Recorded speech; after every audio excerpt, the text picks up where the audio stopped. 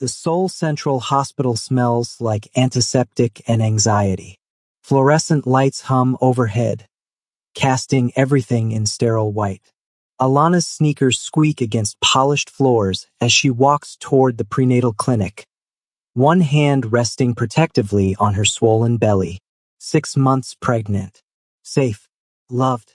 Finally beginning to believe that nightmares don't follow you across oceans. Then she hears his voice. Alana. Her blood turns to ice. She knows that tone, sharp, mocking, designed to make her feel small. She turns slowly, praying she's wrong, praying it's coincidence, praying her past didn't just walk into her present, wearing the same arrogant smirk. Damon stands 15 feet away, dressed in a cheap suit that doesn't fit right, his eyes scanning her body with predatory assessment. He looks older, harder, meaner. Well, look who got fat and desperate. The Korean nurse at the reception desk glances up, confusion flickering across her features. She doesn't understand English, but she understands tone. Alana's fingers tighten around her purse strap. Her throat closes. 3 years of healing, 3 years of building a life where fear doesn't live in her chest. And suddenly she's 23 again, believing every cruel word he fed her. Damon steps closer. His cologne, that same cheap brand, makes her stomach turn. What, no boyfriend here to protect you? Or did he finally figure out what I already knew? That you're worthless. Behind him, unnoticed, a tall Korean man in a long black coat freezes mid-step. Jin Seo's hand moves to the small earpiece hidden beneath his perfectly styled hair. His eyes narrow, calculating, watching. He recognizes danger before it announces itself. He reaches for his phone without looking away from Damon. Alana tries to step backward. Her heel catches on the edge of a waiting room chair. She stumbles, arms windmilling, and crashes hard onto the hospital floor. Pain shoots through her hip. Her hands fly instinctively to her belly, cradling, protecting. The baby kicks, once, twice, reassuring her even as panic claws up her throat. Damon doesn't apologize. He doesn't help. He steps forward, towering over her like he used to when he wanted to remind her how small she was, how powerless, how completely alone. His foot lifts, not to kick, but close enough that the intention simmers in the air like gasoline fumes waiting for a match. The nurse gasps, both hands flying to cover her mouth. Her eyes go wide with horror. Jin Seo speaks into his earpiece, voice low and controlled. East Wing. Now, emergency protocol. Alana meets Damon's gaze from the floor, her breathing steady despite the fear crackling through her veins. She learned long ago that showing fear only feeds monsters.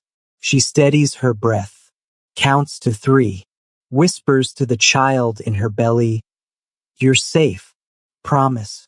You're safe." Damon sneers, his foot still raised, suspended in threat. Pathetic. Even pregnant, you're still the same weak. The automatic doors behind Alana hiss open. Footsteps, measured, unhurried, authority wrapped in silence. Damon's eyes shift. His foot lowers. His face drains of color. And Alana knows, without turning, without seeing, that her husband has arrived. 3 years ago, Alana believed in second chances. She believed people could change if you loved them hard enough, sacrificed enough, became small enough to fit into their broken edges. She believed Damon when he said he needed her. Started beautifully, the way poison always does. Damon showed up at her apartment building with flowers stolen from the bodega down the street, grinning like a boy caught doing something sweet instead of something cheap. He called her baby and beautiful, and told her she was different from all the other women who didn't understand him. He made her feel chosen, special, necessary. For 6 months, Alana floated through life wrapped in the warm delusion of being needed. Damon moved into her apartment, Temporarily, he said, until his business deals came through. He had plans, big plans, real estate ventures and investment opportunities that were always just one phone call away from changing everything. Alana worked double shifts at the hospital, came home exhausted, and still cooked dinner because Damon said her cooking reminded him of home. Then the cracks started showing. Small at first. He criticized the way she folded his shirts, complained that she talked too much about her work, said her laugh was too loud, her friends too dramatic, her ambitions too unrealistic. When she got promoted to lead nurse on her floor, Damon didn't celebrate. He sulked for 3 days, then told her the promotion meant nothing because she still wasn't making enough money. You work all those hours and we're still broke, he said, sprawled on the couch she bought, eating food she paid for, wearing clothes she washed. What's the point? The point, Alana wanted to scream, was survival. The point was building something. The point was that she was 23 years old and already carrying the weight of 2 people's lives while he carried nothing but excuses. But she didn't scream. She learned quickly that fighting with Damon meant hours of silent treatment. Doors slammed. Accusations hurled like grenades designed to explode her self-worth. So she swallowed her anger, worked more hours, smiled less, shrank smaller. Damon's jealousy arrived next, creeping in like mold. He accused her of flirting with doctors at work, with the barista at the coffee shop, with the elderly security guard who called her sweetheart, because he called everyone sweetheart. He showed up unannounced at the hospital, lingering in the lobby, watching her through glass doors like a warden monitoring an inmate. I just want to make sure you're safe, he said when she confronted him. You don't know what kind of men are out there. She knew exactly what kind of men were out there. One was sitting on her couch, eating her food, destroying her peace. The breaking point came on a Tuesday. Alana had worked 14 hours straight, covering for a sick coworker, running on 3 hours of sleep and vending machine coffee. She came home to find her suitcases packed and waiting in the hallway. Damon sat on the couch, her couch, playing video games, not looking up when she walked in. What is this? Her voice cracked, exhaustion making every word feel like lifting concrete blocks.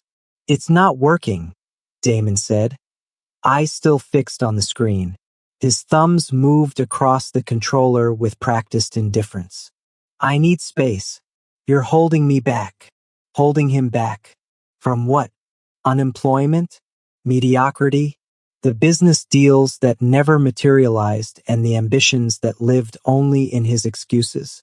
Alana stared at the suitcases, at the man she'd sacrificed her peace for, at the apartment she'd paid for that was now being taken from her by someone who contributed nothing but chaos.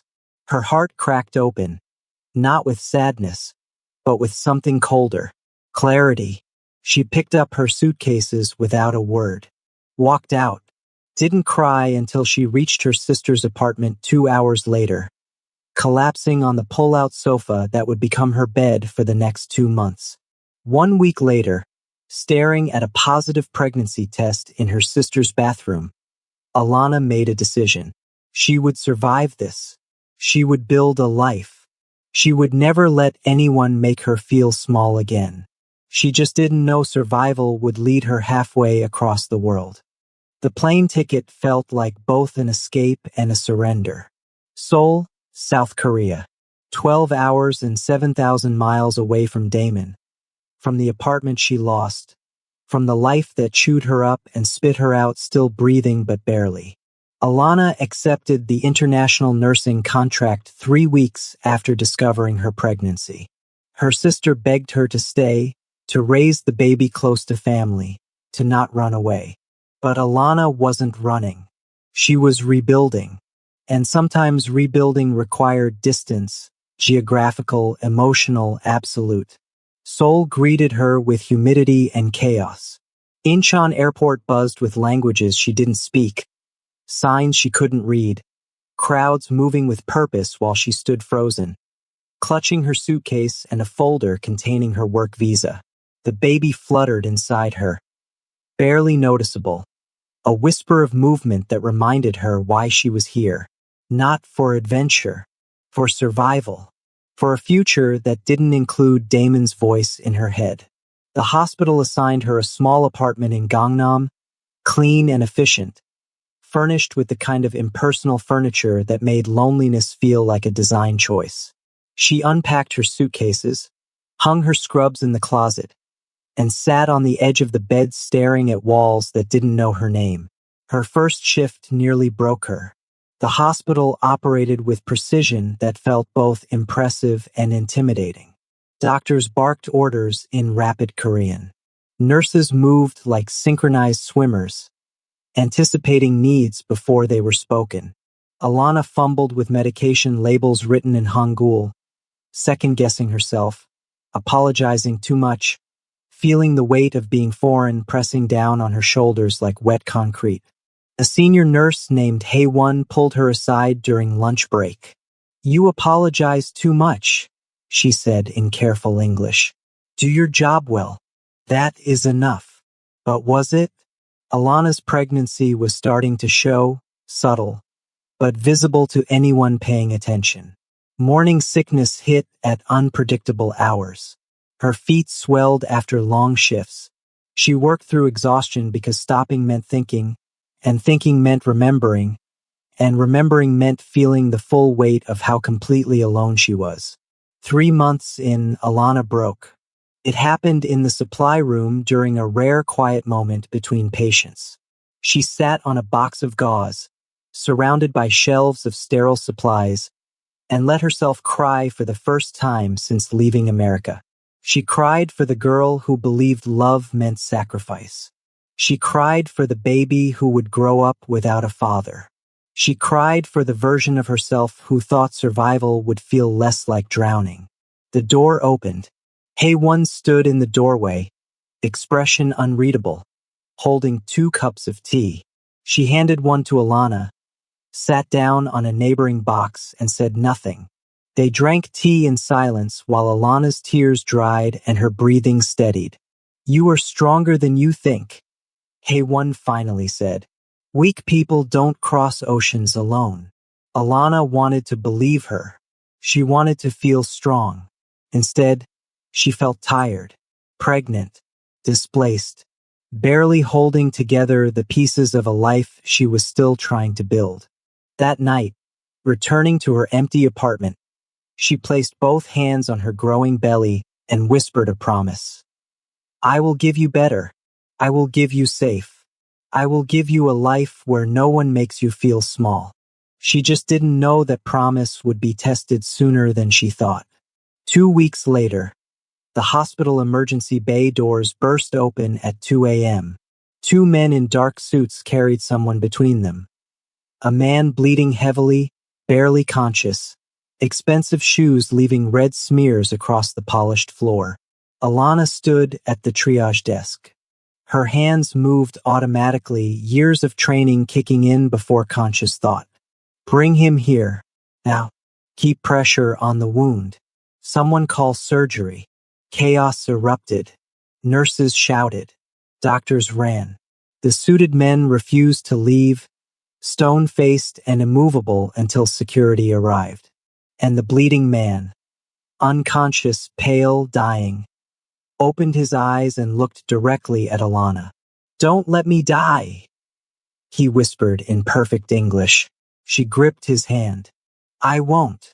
It was a promise she intended to keep. Blood soaks through gauze faster than most people realize. Alana learned this during her first year of nursing school, watching a teaching video that made half her classmates turn green and excuse themselves. She learned that staying calm during crisis isn't about being unafraid. It's about deciding your fear matters less than someone else's survival. The man on the gurney is dying. She can see it in his pallor, in the way his chest rises and falls with shallow, desperate gasps, in the blood pooling beneath him despite 3 nurses applying pressure. A stab wound, deep and clean, the kind that suggests intention rather than accident. Move him to Trauma Bay 2, Alana orders, her voice cutting through the chaos with surprising authority. She's only been at Seoul Central for 4 months, but Crisis has a way of stripping away hierarchy. Right now, she's not foreign. She's not pregnant. She's not alone. She's a nurse and someone is dying, and that's all that matters. The suited men follow, trying to push into the trauma bay. Security blocks them, arms crossed, immovable. One of the suited men, tall, sharp-eyed, radiating controlled danger, locks eyes with Alana. You let him die. There are consequences. You distract me, he dies faster. Alana shoots back, already scrubbing in. Wait outside. To her surprise, the man nods and steps back. The surgery takes 6 hours. Alana assists the trauma team, handing instruments, monitoring vitals, watching the patient's blood pressure spike and drop and spike again like a cruel roller coaster. Twice, his heart stops. Twice, they bring him back.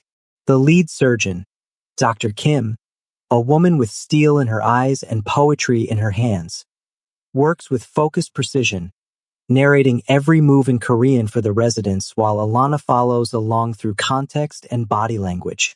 Finally, Dr. Kim steps back, peeling off her gloves. He'll live. Maybe. Alana stays. She doesn't leave the patient's side even when her shift ends, even when her feet scream and her back aches and the baby inside her kicks in protest. She monitors his vitals, adjusts his wipes sweat from his forehead with the kind of gentle care reserved for people who might not wake up. He wakes up at dawn. His eyes open slowly, dark and intelligent despite the pain medication clouding them. He looks around the recovery room, taking inventory, the 4-line, the monitors, the sunlight creeping through the blinds. Then he looks at Alana, who's sitting in a chair beside his bed, exhausted but alert. You stayed, he says in English, voice rough. Someone had to make sure you didn't die out of spite. Alana replies, checking his vitals on the monitor. His mouth twitches, almost a smile. What's your name? Alana. Min Ben. He pauses, studying her face with unsettling intensity. You saved my life. I did my job. No. His hand moves slowly, painfully, until his fingers brush hers. You stayed when you didn't have to. You fought for me when you didn't know me. That's not a job. That's a choice. Alana doesn't know what to say. She's too tired for philosophy, too numb from months of survival mode to process gratitude that feels too big, too meaningful. The door opens. One of the suited men from last night enters, the tall one with sharp eyes. He approaches Alana, pulling an envelope from his jacket. For your trouble. Alana doesn't take it. I don't save lives for payment. The man blinks, clearly not expecting refusal. It's proper. You should accept. No. Min Ben watches this exchange with something shifting in his expression. Surprise. Respect. Something deeper that Alana's too exhausted to interpret. Jean Seo, he says quietly. Put it away. Jean Seo hesitates, then bows slightly and leaves. You just refused money from very dangerous people, Min Ben says, that almost smile returning. I'm a nurse, Alana replies, standing to check his bandages. I save people. That's not transactional. Min Ben studies her for a long moment. You're different. I'm tired. But she softens the words with a small smile. Rest. I'll check on you later. She leaves before he can respond, walking back to the nurse's station where Hae-won is waiting with raised eyebrows. Do you know who that man is? Hae-won whispers. A patient. Alana. Hae-won's expression is serious. That man is very powerful, very dangerous. You should be careful. But Alana's too exhausted to be afraid. She survived Damon. She crossed an ocean alone while pregnant. She's building a life from broken pieces. Danger, at this point, feels almost ordinary. 3 days later, as Alana finishes her morning rounds, the charge nurse approaches with a strange expression. The patient in room 407 requested you specifically for his recovery care. Room 407. Min Ben. Alana should refuse. Should maintain professional distance. Should listen to the warning bells ringing in the back of her mind. Instead, she walks to room 407 and knocks. Min Ben looks up from his hospital bed, where he's reading a newspaper despite the pain medication. I hoped you'd come. Your recovery is progressing well, Alana says, checking his chart. Professional. Distant. Sit, Min Ben says. Not a command. A request. Against her better judgment, Alana sits. And for the first time in months, she doesn't feel alone. Recovery is intimate in ways people don't discuss. It's not just about healing wounds and monitoring vitals. It's about vulnerability, the kind that strips away pretense and leaves only honesty. Min Ben becomes Alana's patient, her responsibility, and slowly, quietly, something more complicated. He asks questions, not intrusive ones, but gentle, genuine curiosity wrapped in careful attention. He asks about her favorite foods, her reasons for coming to Korea, her opinion on the cherry blossoms blooming outside his window. He doesn't pry about her pregnancy, though his eyes linger on her growing belly with something that looks like protective concern rather than judgment. Alana finds herself answering, talking, sharing pieces of herself she thought she'd locked away after Damon. Min Ben listens like listening is an art form.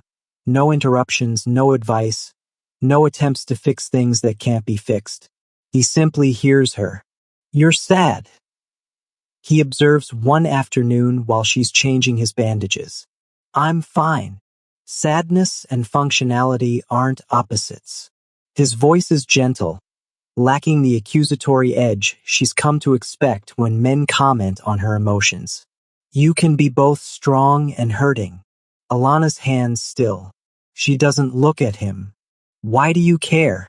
Because you saved my life. He pauses. And because recognizing pain in others is easy when you've carried enough of your own. She looks up then, meeting his eyes. There's something ancient in his gaze. Something that's seen darkness and survived it. She recognizes that look. She sees it in her own mirror. After 2 weeks, Min Ben is discharged.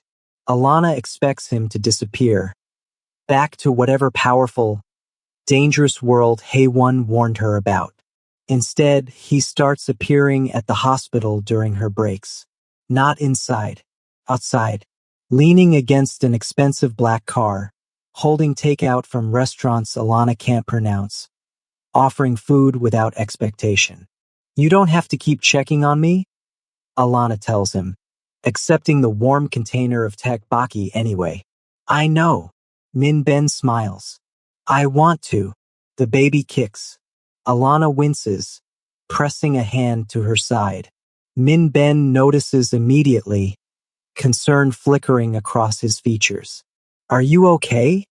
Just active today. She manages a small laugh. Apparently, someone's not a fan of spicy food. Min Ben's expression softens. You're raising a child alone. It's not a question, but Alana answers anyway. Yes, that's brave.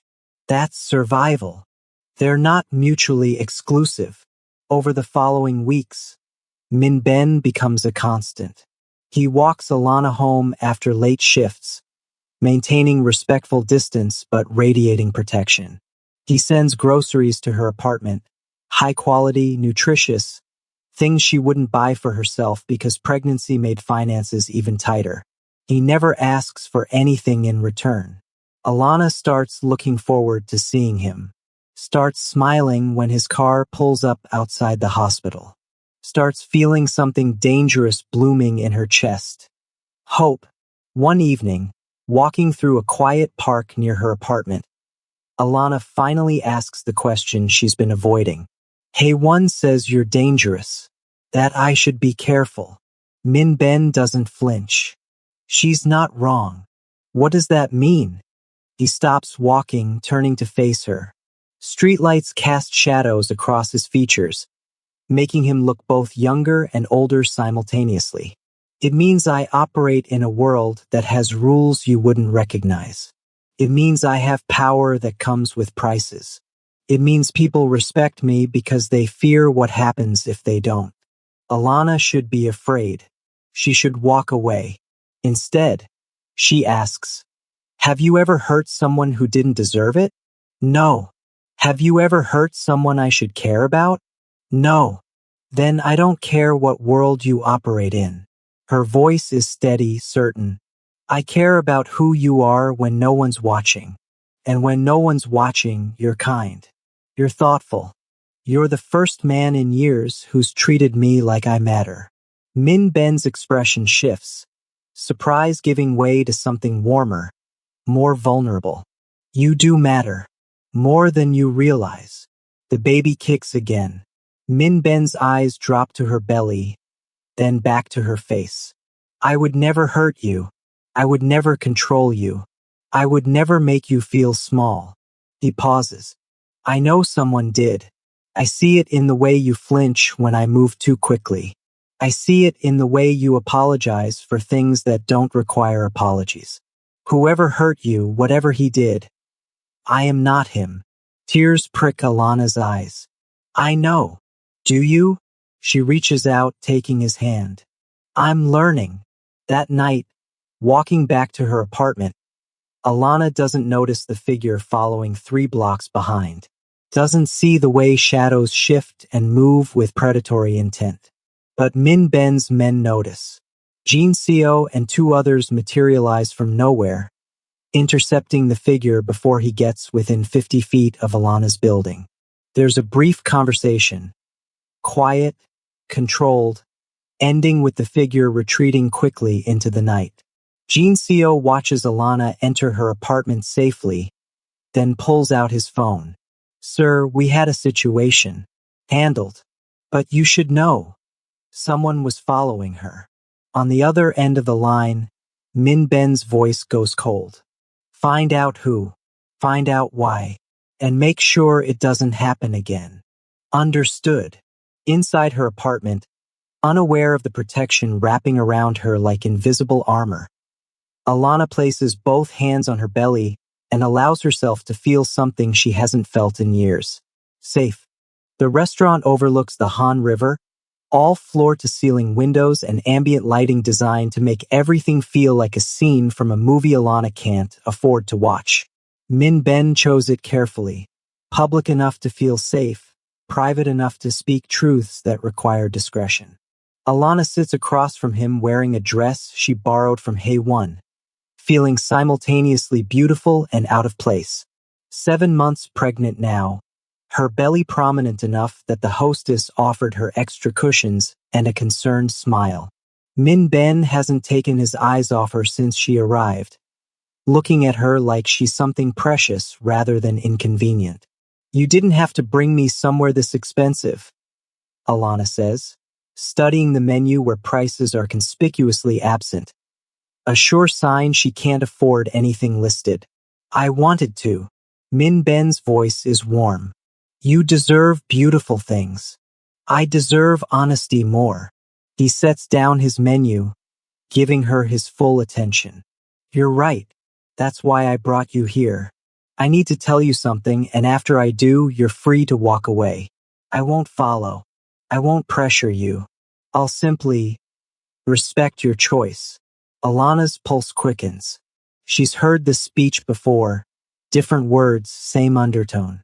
This is where men tell you they're married, or broke, or fundamentally incapable of being what you need. She braces herself for disappointment that feels almost comfortable in its familiarity. I'm not who you think I am, Min-ben begins. Or rather, I'm exactly who you think I am, but also more complicated. Hae-won says you're dangerous, I am. He doesn't flinch from the truth. My family controls significant business interests in Seoul. Some legitimate, some existing in spaces where legality becomes interpretive. We have influence, power, the kind that comes with protection but also scrutiny. Alana processes this information, watching his face for signs of the manipulation she learned to recognize with Damon.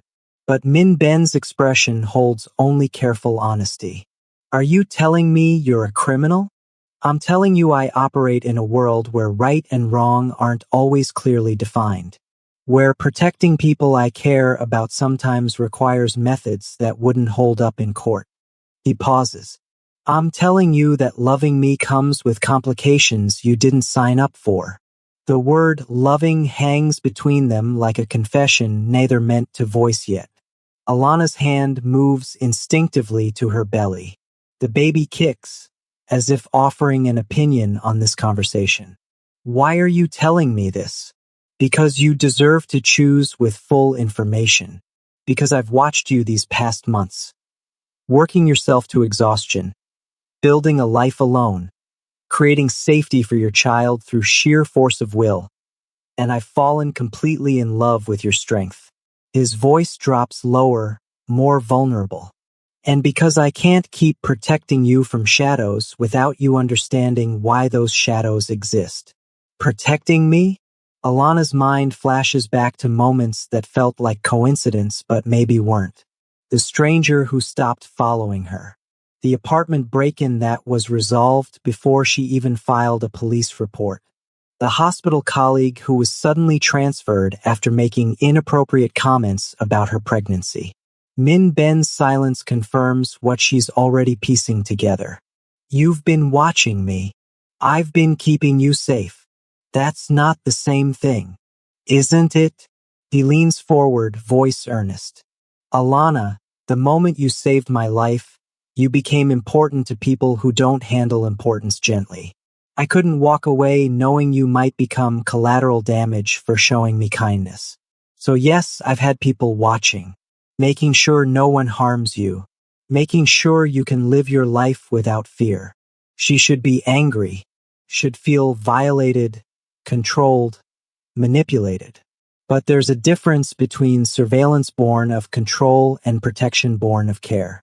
Damon tracked her movements to punish her. Min Ben protected her freedom to move safely. What if I walk away right now? Alana asks. What if I decide this is too much? Then I'll make sure you're still protected from a distance. Your safety doesn't depend on your affection. The distinction breaks something open in Alana's chest.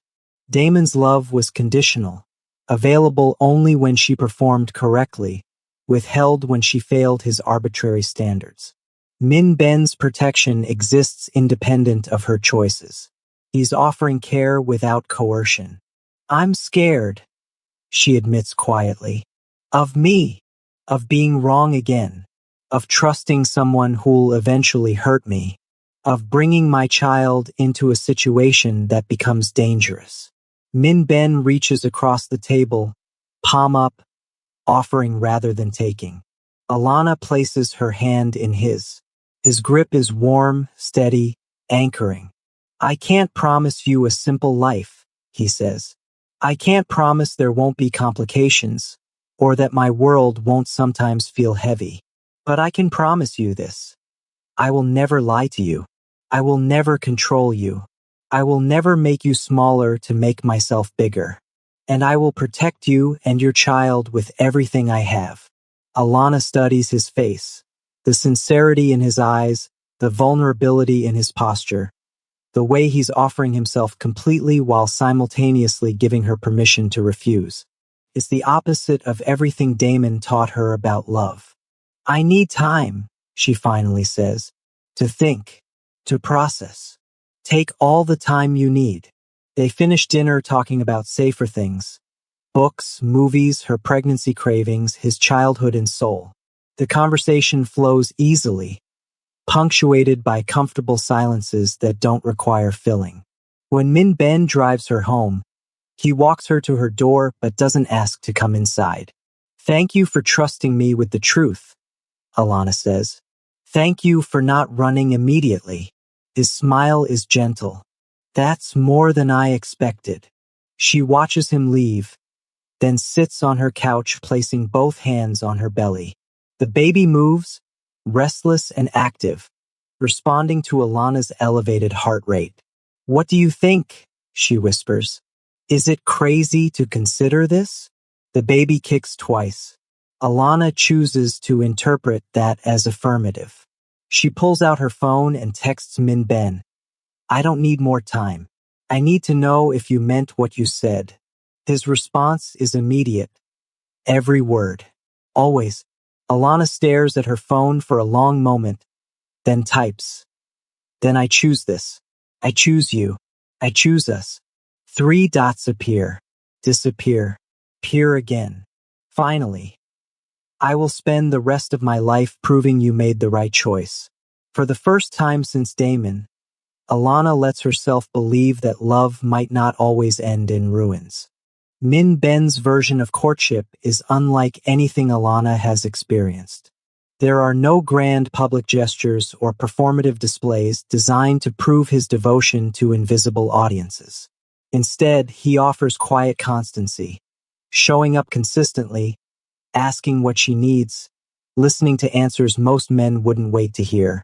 He brings her favorite foods without being asked, remembers she hates mushrooms and loves extra ginger in her tea, notices when she's tired and arranges for a car to drive her home instead of letting her take the subway.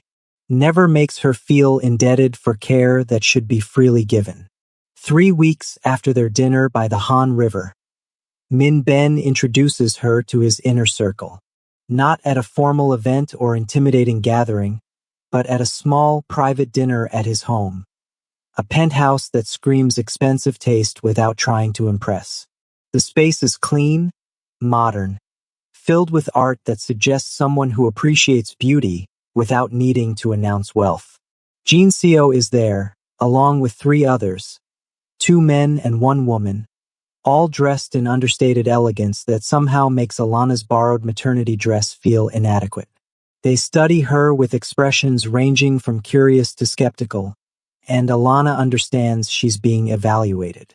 Not as Min Ben's girlfriend, but as someone who might enter their protected world and become a potential liability. Alana saved my life.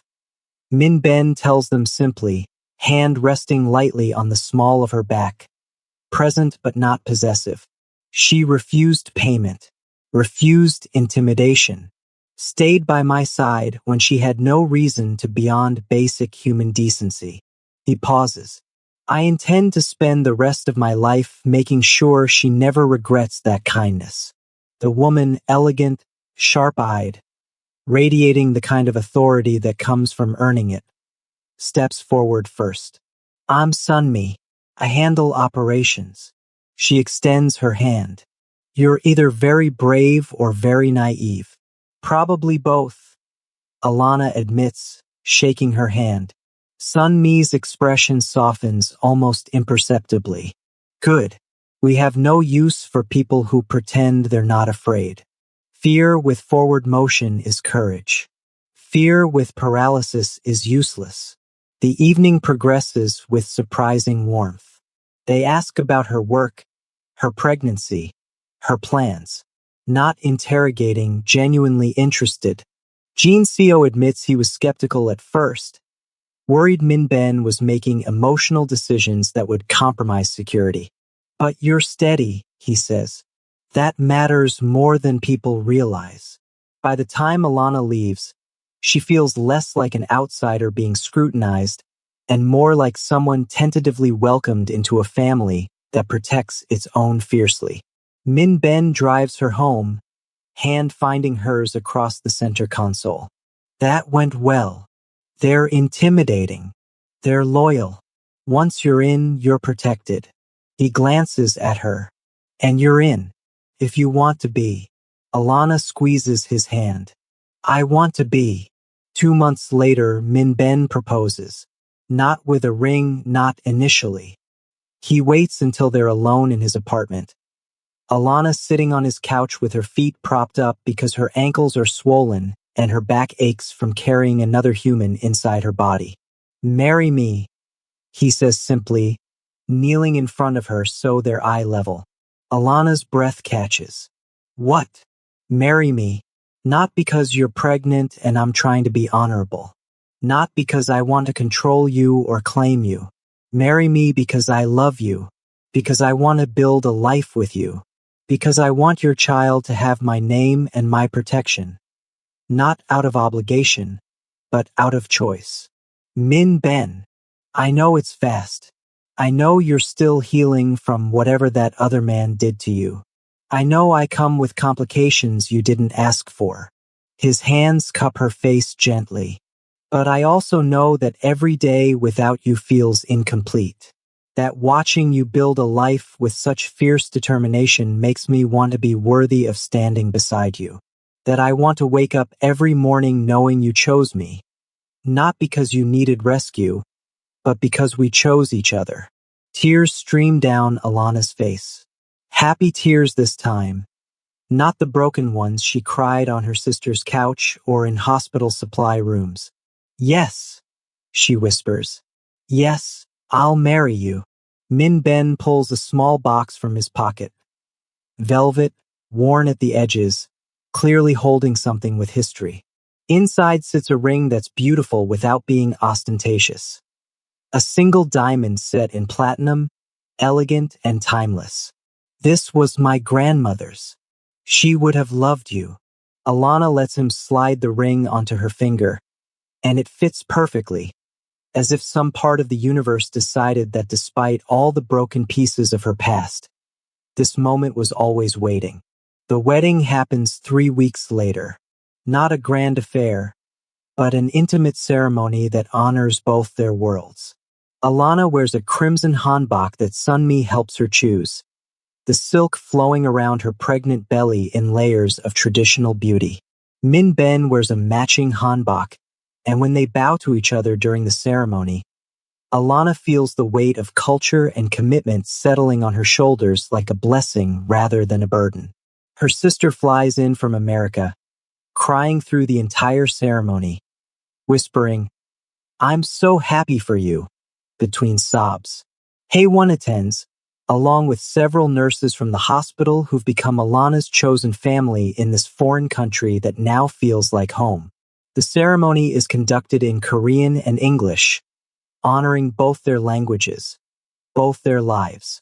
When Min Ben lifts her veil, he speaks in English first. "I promise to protect you always." Then in Korean, words Alana's been learning. "I love you."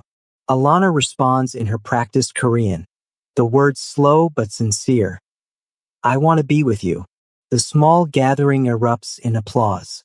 Jin Seo, stoic and professional, actually smiles. Sunmi wipes at her eyes discreetly. Alana's sister sobs loudly, joyfully, without shame. That evening, in the quiet of their shared home, no longer his apartment or hers, but theirs, Min Ben kneels beside where Alana sits, placing both hands gently on her swollen belly. The baby kicks immediately, as if recognizing his touch. "I will protect both of you," he murmurs. "Not because you need protecting, but because loving you means ensuring you never have to face darkness alone." Alana runs her fingers through his hair, overwhelmed by how completely her life has transformed. From Damon's cruelty to Min Ben's devotion. From sleeping on her sister's couch to building a home with someone who sees her strength rather than her scars. "I'm scared," she admits quietly, "that this is too good, that something will come and destroy it." Min Ben looks up at her, eyes serious. "The world I operate in has dangers. I won't lie about that, but I will also never let those dangers touch you. You have my word, my protection, and my heart. Nothing will destroy this." 2 months later, Alana goes into labor at 3 a.m. Min Ben drives her to the hospital with steady hands and a calm voice, even though she can see the fear flickering in his eyes. He stays by her side through 14 hours of labor, holding her hand, wiping her forehead, whispering encouragement in Korean and English until the words blur together into a language composed entirely of love. When their daughter is born, healthy, loud, perfect, Min Ben cries openly. He holds the tiny infant with hands that have seen violence but cradle new life with infinite gentleness. She's beautiful, like her mother. Alana, exhausted and euphoric, watches her husband hold their daughter and realizes something profound. She is no longer the woman Damon threw away. She is no longer defined by survival. She is loved, protected, cherished. She is a mother, a wife, a woman who crossed oceans and rebuilt herself from broken pieces into something whole. What should we name her? Min Ben asks, still staring at their daughter with wonder. Alana thinks of the Korean word Haewon taught her months ago. Hope, Minji. It means clever and wise. Minji, Min Ben repeats, testing the name. Perfect. They take their daughter home to a nursery prepared with meticulous care. Soft colors, comfortable furniture, protection woven into every detail. Jin Seo and Sunmi visit with gifts, cooing over the baby with surprising gentleness. Haewon arrives with traditional seaweed soup, a Korean custom for new mothers, insisting Alana eat to regain strength. Life settles into a rhythm of nighttime feedings and daytime exhaustion and overwhelming love. Min Ben hires a night nurse, insisting Alana needs rest, but she often wakes anyway, drawn to the nursery where Min Ben sits holding their daughter, singing Korean lullabies in a voice rough with emotion and tenderness. 3 months pass, then 6. Alana returns to work part-time, missing the hospital but unwilling to leave Minji for too long. Min Ben arranges everything to accommodate her needs. Flexible schedules, childcare, transportation, never controlling, always supporting. And Alana begins to believe that maybe, just maybe, happy endings aren't myths. Maybe they're simply what happens when you survive long enough to find someone who chooses to build them with you. She has no idea that her past is about to collide with her present in the worst possible way. The Seoul Central Hospital feels different now. Familiar instead of foreign, comfortable instead of intimidating. Alana walks through the hallways with confident steps, greeted by colleagues who've become friends, stopping to chat with Haewon about Minji's latest developmental milestones. Today is a routine prenatal checkup. Alana is 3 months pregnant with their second child. A surprise that delighted Min Ben so much he picked her up and spun her around despite her protests about dignity and decorum. This pregnancy feels different, easier. She's not alone, not scared, not surviving. She's thriving. The clinic waiting area is quiet, filled with the soft murmur of expectant mothers and the occasional cry of impatient toddlers. Alana checks in at reception, accepts her paperwork, and settles into a chair with her phone, texting Min Ben a photo of her patient wristband with the caption, "Second time's the charm." His response is immediate. "You're incredible. I'll pick you up after. Love you." She's smiling at her phone when she hears it. That voice, the one that still sometimes haunts her nightmares, though less frequently now that she's built a life where fear has no permanent residence. Alana. Her blood freezes. Her fingers tighten around her phone. She looks up slowly, praying she's wrong, praying it's coincidence, praying the universe isn't cruel enough to put him here. Now, in the one place she's supposed to feel safe. But Damon stands 15 feet away, looking older and harder and meaner than she remembers. He's wearing a cheap suit that doesn't fit properly. His hair slicked back in a style that tries too hard to look successful. His eyes scan her body with that same predatory assessment that used to make her feel like prey. Well, he steps closer, voice dripping with mock surprise and genuine cruelty. "Look who got fat and desperate." The nurse at reception glances up, confusion flickering across her face. She doesn't understand English, but she understands tone. Other patients shift uncomfortably, sensing tension even if they don't comprehend its source. Alana's throat closes. 3 years of healing, 3 years of building a life where she's loved and protected and valued. And suddenly she's 23 again, believing every poisonous word Damon fed her. Her hand moves instinctively to her belly, protective, maternal, an automatic gesture she doesn't even realize she's making. Damon notices. His smile sharpens, cruel and satisfied. Seriously? Again? Jesus, Alana, you really can't do anything right. Can you? What, you thought trapping some guy with a baby would work this time? She wants to speak, wants to defend herself, tell him he's wrong, that her life is beautiful now, that she's married to someone who loves her without conditions. But words stick in her throat, trapped behind years of conditioning that taught her speaking back only made things worse. What, no comeback? Damon steps even closer, invading her space with practiced intimidation. That's what I thought. You're still the same pathetic girl I threw out. Still worthless. Still needing a man to validate your existence. Behind him, unnoticed, a tall Korean man in a long black coat freezes mid-step. Jin Seo's hand moves automatically to the small earpiece hidden beneath his perfectly styled hair. His eyes narrow, assessing, calculating. He was here for routine security. Min Ben insisted someone always stay close when Alana was at the hospital. Not because he didn't trust her, but because protecting her had become as natural as breathing. Jin Seo reaches for his phone without taking his eyes off Damon. His voice is low, controlled, urgent. Location: East Wing, Prenatal Clinic. Subject: engaging Mrs. Min aggressively. Sending backup. Alana tries to step backward, to create distance, to escape. But her heel catches on the edge of a waiting room chair. She stumbles, arms windmilling, and crashes hard onto the hospital floor. Pain shoots through her hip. Her hands fly instinctively to her belly, cradling, protecting. Terror floods her system, not for herself but for the child inside her. The baby kicks, once, twice, reassuring her even as panic claws up her throat. Damon doesn't apologize, doesn't help, doesn't show even a flicker of concern. Instead, he steps forward, towering over her the way he used to when he wanted to remind her how small she was, how powerless, how completely at his mercy.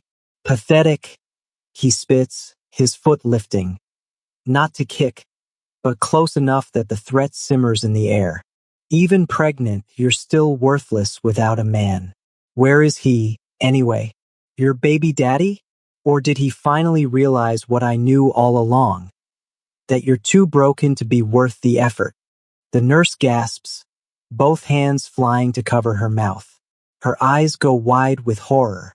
Another patient pulls out her phone, recording, uncertain whether to intervene or document. Jin Seo moves, positioning himself for intervention, hand hovering near his concealed weapon. His phone buzzes.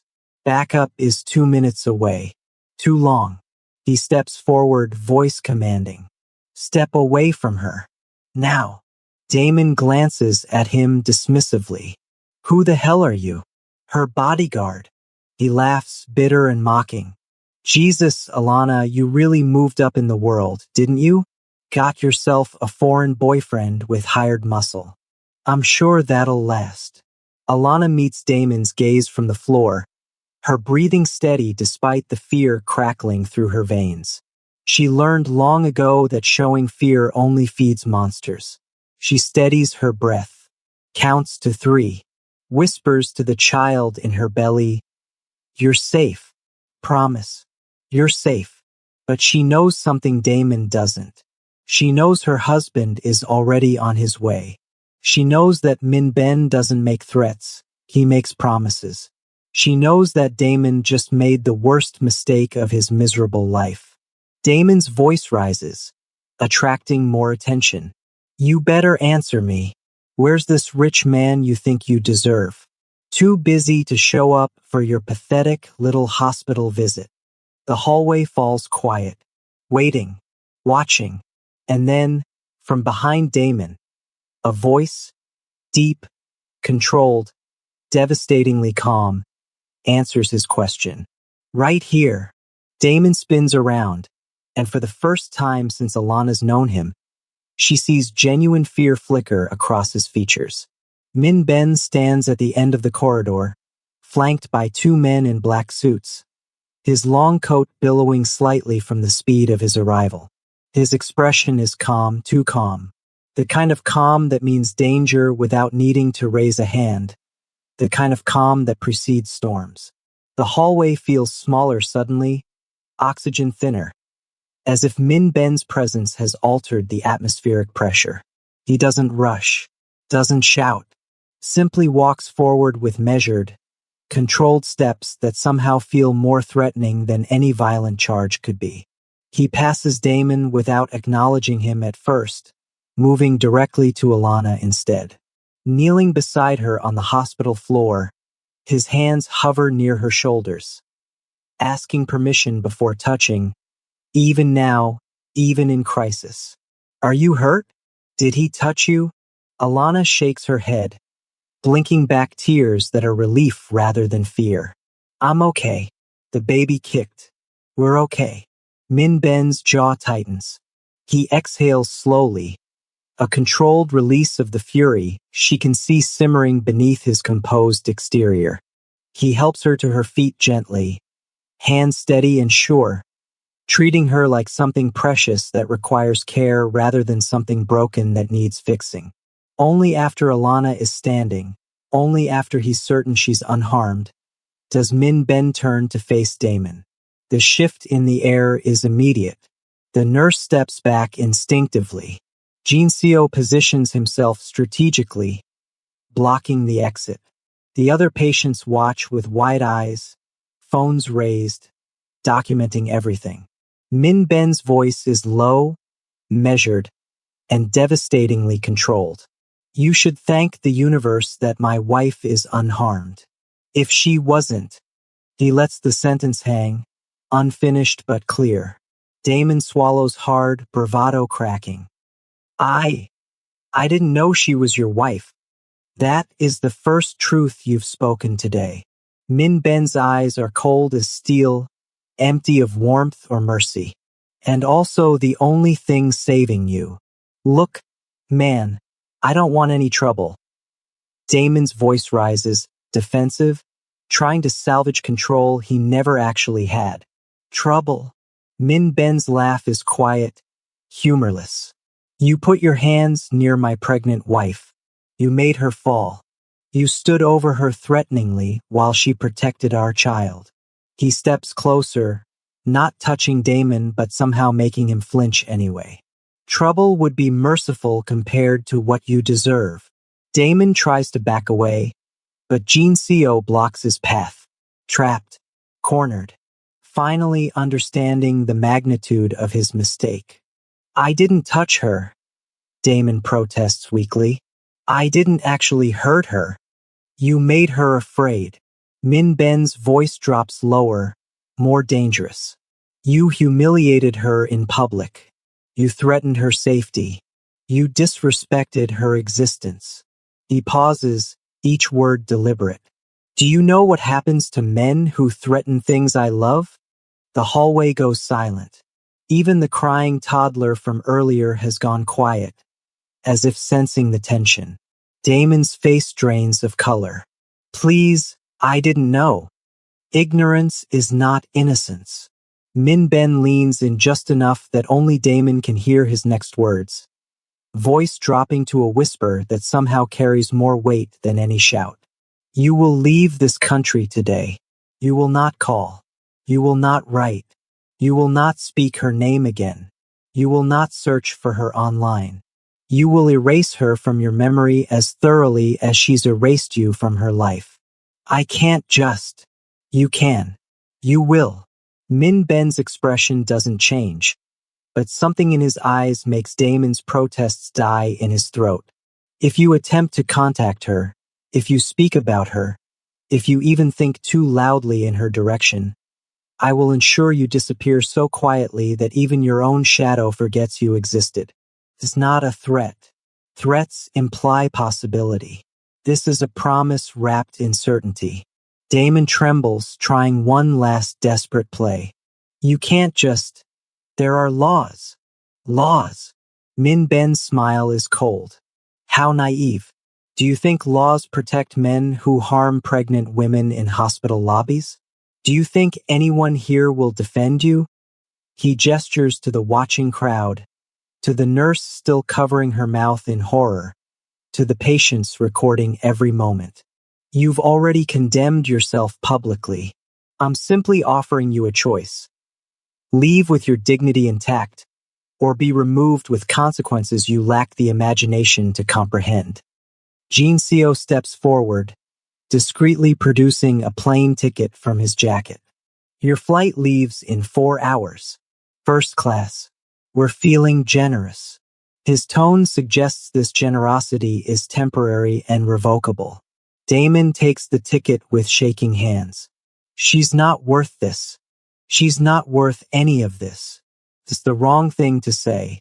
Min Ben's composure cracks just slightly, not into rage, but into something colder, more final. That statement proves you never deserved even a moment of her time. My wife is worth everything.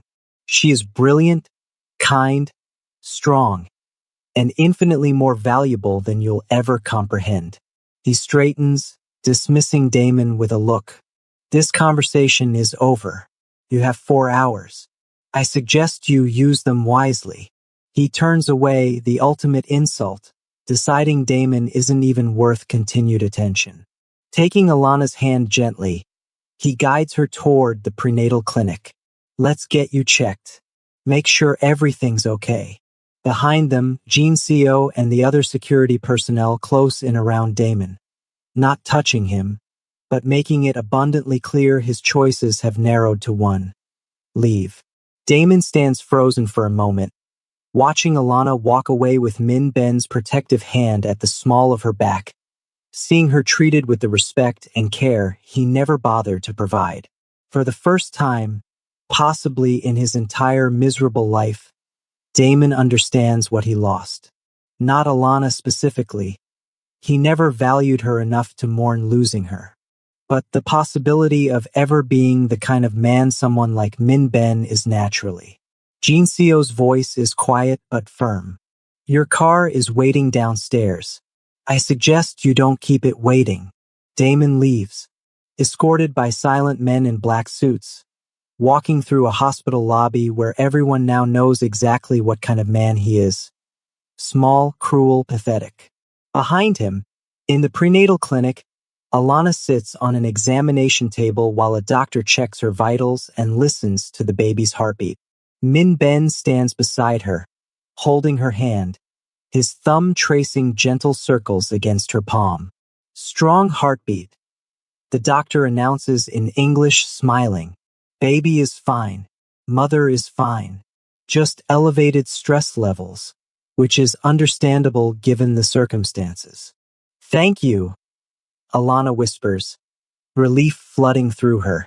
Min Ben waits until the doctor leaves, then pulls Alana into his arms, holding her carefully, as if she might break. I'm sorry I wasn't there sooner. You were exactly on time. Alana's voice is muffled against his chest. How did you know to come? Jin Seo called. I was already in the building for a meeting 3 floors up. He pulls back enough to look at her face, cupping her cheek gently. The moment I heard you needed me, nothing else mattered. He can't hurt me anymore, Alana says, and realizes she means it. Not really. Not when I have you. You've always been strong enough to survive him, Min Ben corrects gently. I just make sure you don't have to survive alone. They sit in comfortable silence, Alana's head on Min Ben's shoulder, his hand resting protectively on her belly. Outside, the Seoul afternoon continues. Cars honking, people walking, life moving forward. Inside, in the quiet of the prenatal clinic, two people who found each other against impossible odds simply exist together. Protected, loved, chosen. And somewhere between the hospital and the airport, Damon boards a plane that will take him far away from the life Alana built without him. He leaves Korea that evening. He never contacts her again. The apartment is quiet when they arrive home. Minji is with Sunmi for the afternoon, giving them time to process, to breathe, to simply exist without performance. Alana sinks into the couch, exhaustion settling into her bones. Not from physical exertion, but from emotional expenditure. Confronting your past takes energy no amount of rest can fully restore. Min Ben kneels in front of her again, just like he did in the hospital, just like he did when he proposed, positioning himself at her level rather than above her. His hands rest gently on her knees. Talk to me. Alana stares at those hands, strong, capable, gentle. Hands that could hurt but choose protection instead. I spent so long believing him, believing I was worthless, that no one else would want me, that I should be grateful he tolerated my existence at all. She meets Min Ben's eyes. And today, seeing him again, I felt myself starting to shrink, starting to believe those lies all over again. But you didn't. Min Ben's voice is firm, certain. You fell, but you protected our child. You stayed calm. You didn't break. I was terrified. Being terrified and being broken aren't the same thing. You were scared, but you didn't let that fear define your actions. He squeezes her knees gently. That's strength, Alana. That's everything. I froze, she admits quietly. When he started yelling, I couldn't speak, couldn't defend myself. I just froze. Freezing is a survival response. Your body remembered danger and protected you the only way it knew how. Min Ben's expression is tender. You don't owe anyone, especially him, a performance of strength. You survived. That's enough. Alana's eyes fill with tears. Not sad ones, but the kind that come when someone sees you completely and loves you anyway. What did you say to him? At the end, when you leaned in, Min Ben hesitates, clearly weighing honesty against protection. I told him to leave Korea, to never contact you, to erase you from his life completely. And if he doesn't, he will. The certainty in Min Ben's voice is absolute. Because he's a coward who only exercises power over people who can't fight back. The moment he encountered someone willing to protect you, he crumbled. You scared him. Good. Min Ben's expression hardens slightly. Men like him only understand fear. Reasoning doesn't work. Compassion is wasted. But consequences, those they comprehend perfectly.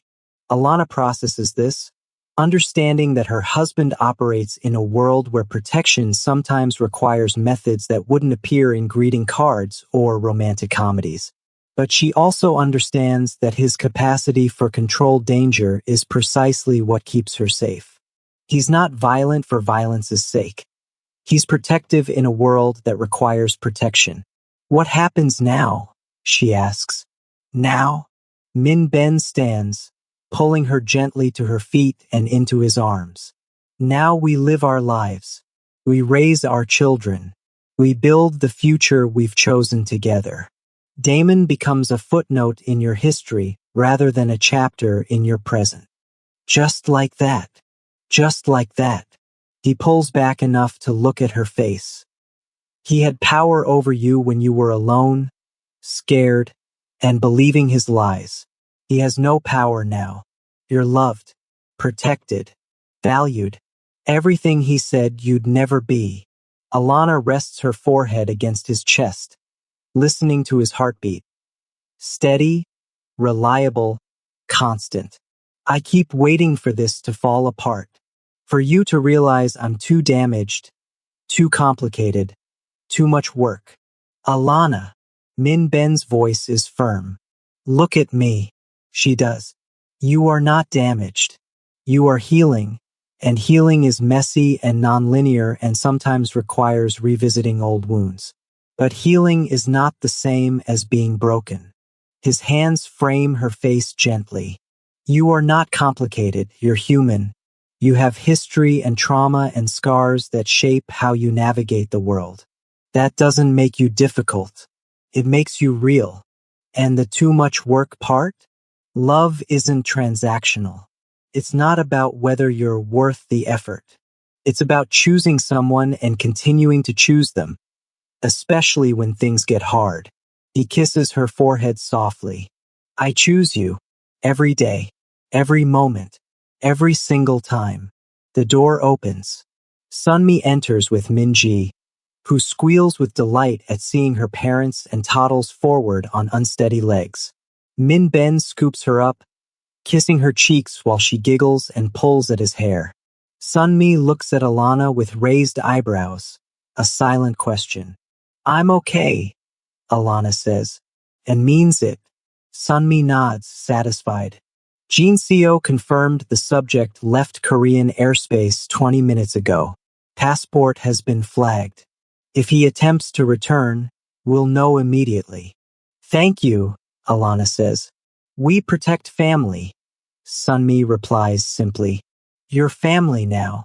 After Sunmi leaves, Alana and Min Ben settle into their evening routine. Dinner with Minji, bath time filled with giggles and splashing, stories read in both English and Korean until their daughter's eyes droop closed. They move through these tasks with practiced coordination, a team built through choice rather than obligation. Later, with Minji asleep and the apartment quiet, they sit together on their balcony overlooking Seoul. The city sparkles below them, millions of lights representing millions of lives, millions of stories unfolding simultaneously.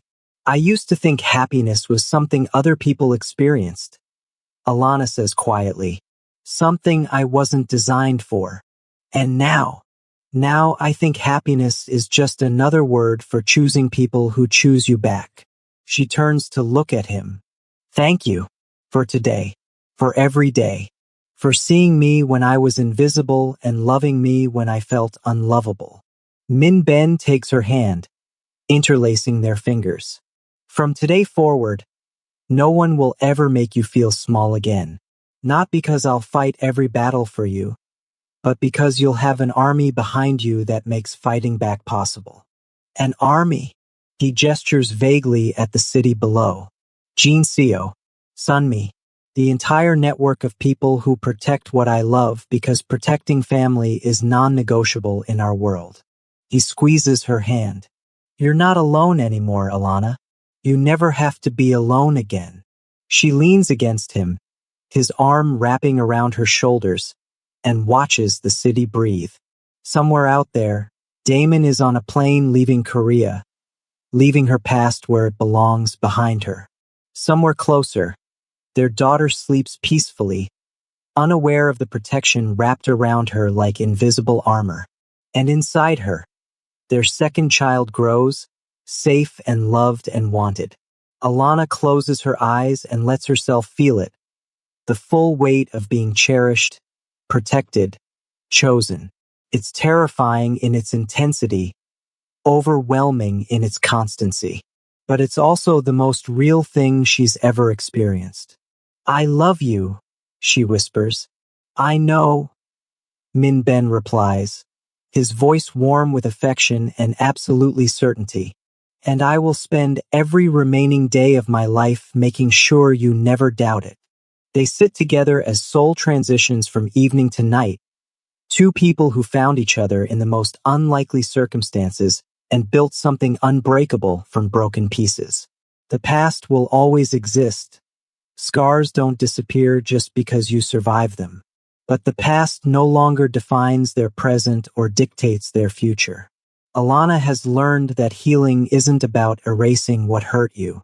It's about building something stronger in the spaces where pain used to live. It's about choosing people who water your growth rather than poison your roots.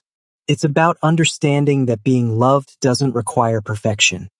It requires presence. And she is present. Here, now, held by someone who sees her completely and loves her anyway. The baby inside her kicks, strong, healthy, insistent. Min Ben's hand moves to her belly automatically, feeling the movement, smiling with that same wonder he showed when Minji was born. Another daughter, Alana says. The ultrasound this morning confirmed it, though the confrontation with Damon drove the news temporarily from her mind. Another daughter, Min Ben repeats, voice thick with emotion. Two incredible women to protect and spoil and embarrass with excessive displays of affection. Alana laughs, the sound genuine and unforced. They're going to be so loved. They already are. And in this moment, sitting on a balcony overlooking Seoul with her husband's arm around her shoulders and her daughter sleeping peacefully inside and her second daughter growing steadily within her, Alana finally believes what she once thought impossible, that she deserves this, that happy endings aren't myths. They're just what happens when you survive long enough to find people who help you build them. That love, real love, doesn't make you smaller. It makes you exactly who you were always meant to be. She is no longer the woman Damon threw away. She is no longer defined by survival alone. She is Alana, wife, mother, healer, fighter, survivor, beloved, and that is everything. 6 months later, Alana gives birth to their second daughter, Hannah, which means flower in Korean. Min Ben cries again, holding both his daughters while Alana watches with exhausted joy. Minji toddles over, curious about her new sister, poking gently at the tiny infant with wonder in her eyes. Their family grows. Their life continues. The world Min Ben operates in still has dangers, still requires protection, but Alana has learned that safety isn't about the absence of threat. It's about having people who stand between you and harm without hesitation. Damon never returns, never contacts her, becomes exactly what Min Ben promised, a forgotten footnote rather than a defining chapter. Sometimes, late at night, Alana wonders what happened to him. But those thoughts are fleeting, unimportant, overshadowed by the life she's built. And every morning, when Min Ben kisses her forehead and whispers, "I love you," Alana believes him, every single time.